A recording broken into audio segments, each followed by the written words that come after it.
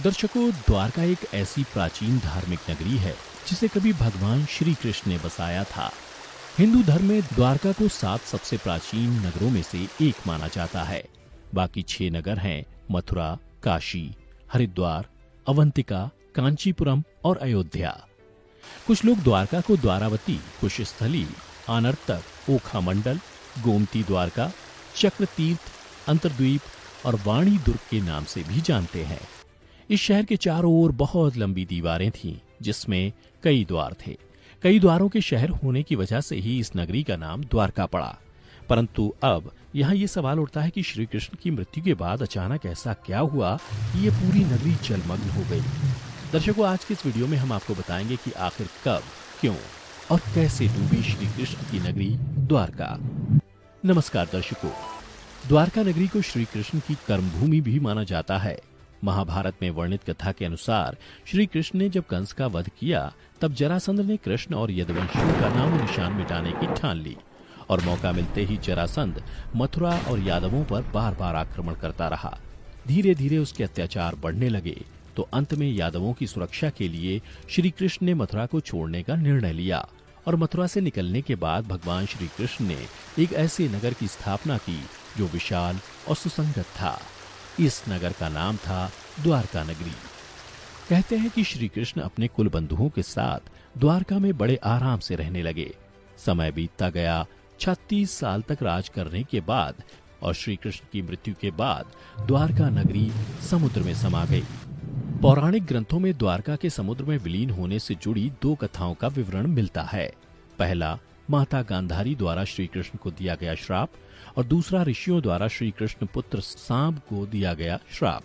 कथा के अनुसार महाभारत युद्ध में कौरवों पर विजय प्राप्त करने के पश्चात जब युधिष्ठिर का हस्तिनापुर के राजमहल में राज तिलक हो रहा था, तब कौरवों की माता गांधारी ने अपने 100 पुत्रों के वध और महाभारत युद्ध के लिए श्री कृष्ण को दोषी ठहराते हुए श्राप दिया कि जिस प्रकार कौरवों के वंश का नाश हुआ है, ठीक उसी प्रकार यदुवंश का भी नाश होगा। जबकि दूसरी कथा के अनुसार महाभारत युद्ध के 36 वर्ष पश्चात द्वारका में तरह तरह के अपशकुन होने लगे।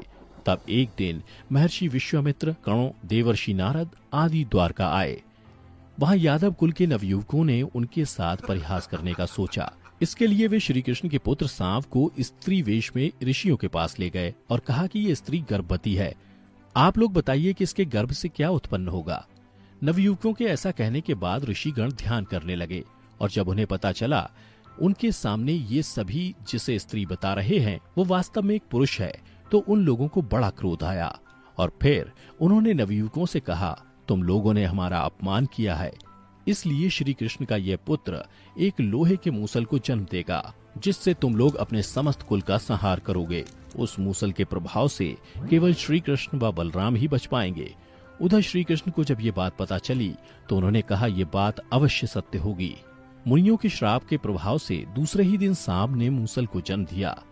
जब ये बात राजा उग्रसेन को पता चली तो उन्होंने उस मूसल को चुराकर समुद्र में फेंकवा दिया। इसके बाद राजा उग्रसेन व श्री कृष्ण ने नगर में घोषणा करवा दी कि आज से कोई भी वृष्णि व अंधकवंशी अपने घर में मदिरा तैयार नहीं करेगा और यदि ऐसा करता कोई भी व्यक्ति पकड़ा जाएगा तो उसे मृत्यु दंड दिया जाएगा। घोषणा सुनकर द्वारकावासियों ने मदिरा नहीं बनाने का निश्चय किया, परंतु फिर भी इसके बाद द्वारका में भयंकर अपशकुन होने लगे। प्रतिदिन आंधी चलने लगी, चूहे इतने बढ़ गए कि मार्गों पर मनुष्यों से ज्यादा चूहे दिखाई देने लगे। उस समय यदुवंशियों को पाप करते शर्म नहीं आती थी। उधर नगर में होते इन अपशकुनों को देख भगवान श्री कृष्ण समझ गए कि कौरवों की माता गांधारी का श्राप सत्य होने का समय आ गया है। उन्होंने देखा कि इस समय वैसा ही योग बन रहा है जैसा महाभारत के युद्ध के समय बना था। फिर श्री कृष्ण ने यदुवंशियों को तीर्थ यात्रा करने की आज्ञा दी। श्री कृष्ण की आज्ञा से सभी राजवंशी समुद्र के तट पर प्रभास तीर्थ आकर निवास करने लगे। प्रभास तीर्थ में रहते हुए एक दिन सात्यकी ने आवेश में आकर कृतवर्मा का उपहास उड़ाया और अनादर कर दिया। कृतवर्मा ने भी कुछ ऐसे शब्द कहे कि सात्यकी को क्रोध आ गया और उसने कृतवर्मा का वध कर दिया। यह देख अंधक वंशियों ने सात्यकी को घेर लिया और हमला कर दिया। सात्यकी को अकेला देख श्री कृष्ण के पुत्र प्रद्युम्न उसे बचाने दौड़े और सात्यकी और प्रद्युम्न अकेले ही अंधक वंशियों से भिड़ गए। परंतु संख्या में अधिक होने के कारण वे अंधक वंशियों को पराजित नहीं कर पाए और अंत में उनके हाथों मारे गए। अपने पुत्र और सात्यकी की मृत्यु से क्रोधित होकर श्री कृष्ण ने एक मुट्ठी एर का घास उखाड़ ली। हाथ में आते ही वह घास वज्र के समान भयंकर लोहे की मूसल बन गई। जो कोई भी वह घास उखाड़ता वह भयंकर मूसल में बदल जाती। उन मूसलों के एक ही प्रहार से प्राण निकल जाते थे। उस समय काल के प्रभाव से सभी वीर मूसलों से एक दूसरे का वध करने लगे। यदुवंशी भी आपस में लड़ते हुए मरने लगे। श्री कृष्ण के देखते ही देखते सांब, चारुदेशन, अनिरुद्ध और गध की मृत्यु हो गई। अंत में श्री कृष्ण ने अपने सारथी दारुक से कहा कि तुम हस्तिनापुर जाओ और अर्जुन को पूरी घटना बताकर द्वारका ले आओ। दारुक ने ऐसा ही किया। इसके बाद श्री कृष्ण बलराम को उसी स्थान पर रहने का कहकर द्वारका लौट आए। फिर श्री कृष्ण ने पूरी घटना अपने पिता वासुदेव जी को बता दी। यदुवंशियों के संहार की बात जानकर उन्हें भी बहुत दुख हुआ। श्री कृष्ण ने वासुदेव जी से कहा कि आप अर्जुन के आने तक स्त्रियों की रक्षा करें। इस समय बलराम जी वन में मेरी प्रतीक्षा कर रहे हैं, मैं उनसे मिलने जा रहा हूँ। ये कहकर श्री कृष्ण बलराम से मिलने चल पड़े। वन में जाकर श्री कृष्ण ने देखा कि बलराम जी समाधि में लीन है। देखते ही देखते बलराम शेषनाग रूप में परिवर्तित हो गए और भगवान श्री कृष्ण से आज्ञा लेकर बैकुंठ धाम वापस लौट गए। उधर बलराम जी द्वारा देह त्यागने के बाद श्री कृष्ण वन में घूमने लगे। घूमते घूमते वे एक स्थान पर बैठ गए और गांधारी द्वारा दिए गए श्राप के बारे में विचार करने लगे।